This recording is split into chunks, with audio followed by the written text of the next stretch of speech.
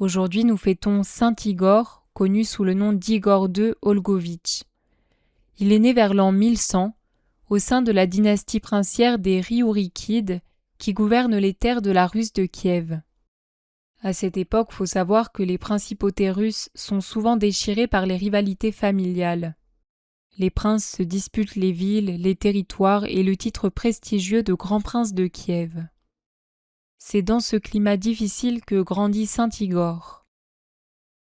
Comme les autres princes de son temps, il reçoit une éducation chrétienne et il est formé à gouverner et à défendre son peuple. En 1146, son frère meurt et Saint Igor est appelé à lui succéder comme grand prince de Kiev.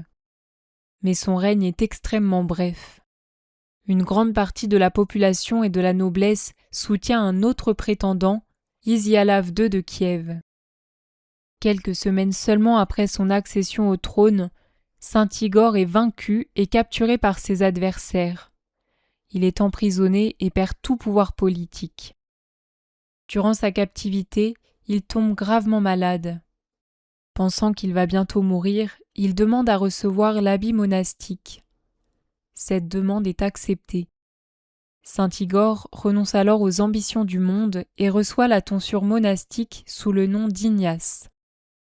Après sa guérison, Saint Igor demeure dans un monastère de Kiev.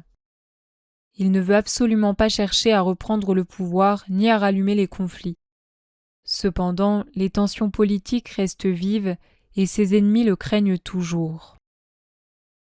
Le 19 septembre 1147, une émeute éclate à Kiev et une foule hostile envahit le monastère de Saint Igor.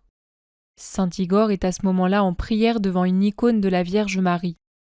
Les émeutiers le saisissent brutalement, il est traîné hors de l'église et frappé avec une extrême violence, si bien qu'il meurt sous les coups de la foule.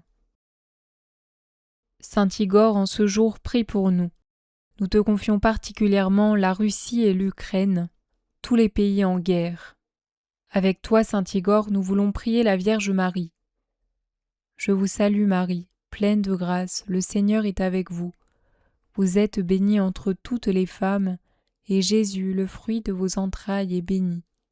Sainte Marie, Mère de Dieu, priez pour nous pauvres pécheurs, maintenant et à l'heure de notre mort. Amen.